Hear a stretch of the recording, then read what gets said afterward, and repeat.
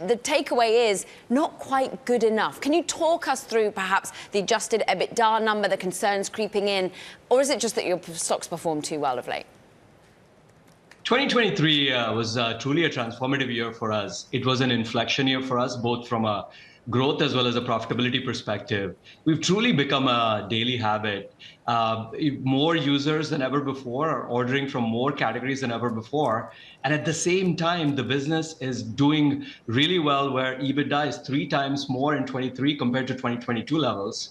And what we are trying to do is continue to drive innovation on the product front, introduce more products, introduce more features, where we have users order from more categories across 30 different countries around the globe. You've helped that net loss, particularly driven down by efficiencies, particularly on the logistics side, Ravi. But what, therefore, for the bottom line, to meet your guidance, your own given guidance for EBITDA, adjusted EBITDA going forward, what do you need to do you think? Our goal is always to drive more users to the platform, continue to order more. Profitability in our business is driven by growth. We saw that in 23. Our goal is to continue to do the same in 2024. And at the same time, if you look at our operating expenses, they've been relatively flat for the last 6 quarters, while we've continued to drive revenue growth north of 30%. When I look at 2024, our goal is going to be the same, which is we're going to drive users, we're going to drive order frequency, we're going to continue to drive leverage from an overall operating expense perspective as well. Ravi, there are loads of names on the street that are saying there's nothing wrong with the report, nothing bad in it. Maybe they look at the full year bookings guidance and say that it indicates maybe deceleration in the back end of the year. So let's put the numbers to one side. What does the world look like right now to DoorDash, both in terms of like driver supply, demand from the consumer, corporate demand? Consumer demand on the platform continues to be really strong. If you look at 23, in a year when people thought consumers were pulling back, our users set a record high. Our scale at 37 million consumers globally continues to order with us every single month. And usage levels have also increased, where our order frequency has reached a record high. And from a supply perspective, we've been really well supplied. Supply has been as good as it's been over the last couple of years. When you look at the consumer demand, it's really strong. When you look at the supply side metrics, it continues to be really strong, which is allowing us to drive growth as well as the bottom line profitability that you're seeing in the business today. Ravi, I always think about DoorDash as like a really big software company. And we don't really ever talk about that side of the business, right? The creation of a marketplace, but also you're essentially offering software to third parties, making their back end. How is that side of your business doing? Our platform services business, which is the software aspect of our business, continues to do really well. Our goal is to be with where merchants want us to be. We want to power merchants with their own first-party channel. We offer a product called Storefront, which powers merchants' own websites. And at the same time, we are providing our logistics engines for merchants in order to help them augment their own service as well. You're not just serving merchants in the United States. You made a key acquisition, and I'm thinking of Wolt in particular. The effort to go international, Ravi, do you stay in the countries you're in and expand from there, even though they're perhaps not as populated as others in Western Europe? Or do you look to acquire or build yourself elsewhere?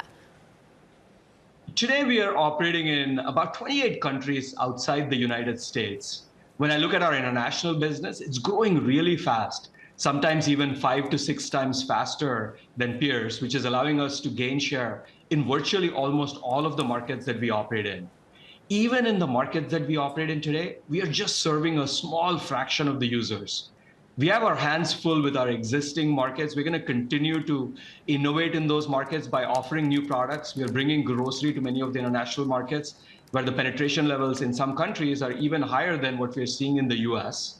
As always, our goal is to drive improvements in selection, drive improvements in quality, as well as affordability across all the countries that we operate in today. And let's talk about that affordability. Tony also echoing that really 2024 is about making sure that the service is affordable. How do you do that, Ravi, when we've got, still a relatively inflationary environment, certainly here in the US? Affordability is a key strategic priority for us and top of mind. Today, more than half of our users do not pay any delivery fee, almost 18 million subscribers on our DashPass program. And we've launched that program just about 5 years ago, and we've saved consumers over $10 billion. And at the same time, we are innovating on the product side. We are really proud that low-income families can use government subsidies to be able to order groceries on the platform.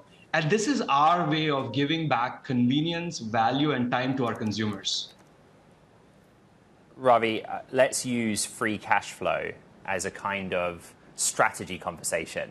You did really well 2023, but Caroline's bringing up some really kind of big points. There's a lot of anxiety, right, about credit card data. And I bring that up because at some point the consumer might go away.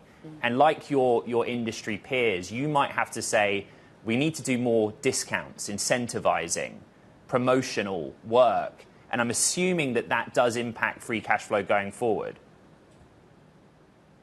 Free cash flow is a really important metric for us. If you look at 2023, I'm really proud that we generated over 1.3 billion of free cash flow, which, as you pointed out, is an important health metric for us and investors when we look at the overall health of the business.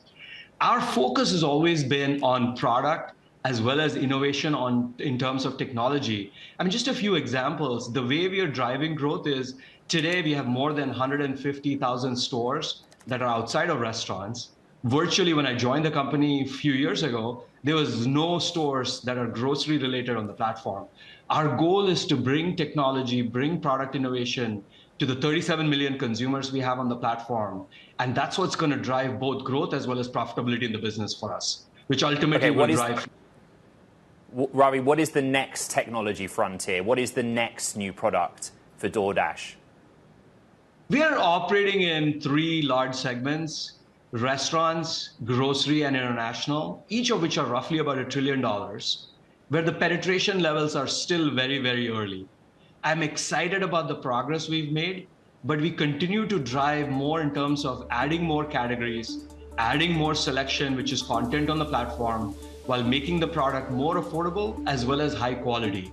If we continue to do that, we're going to drive more users, have them order more with us, which is ultimately going to drive profitability in the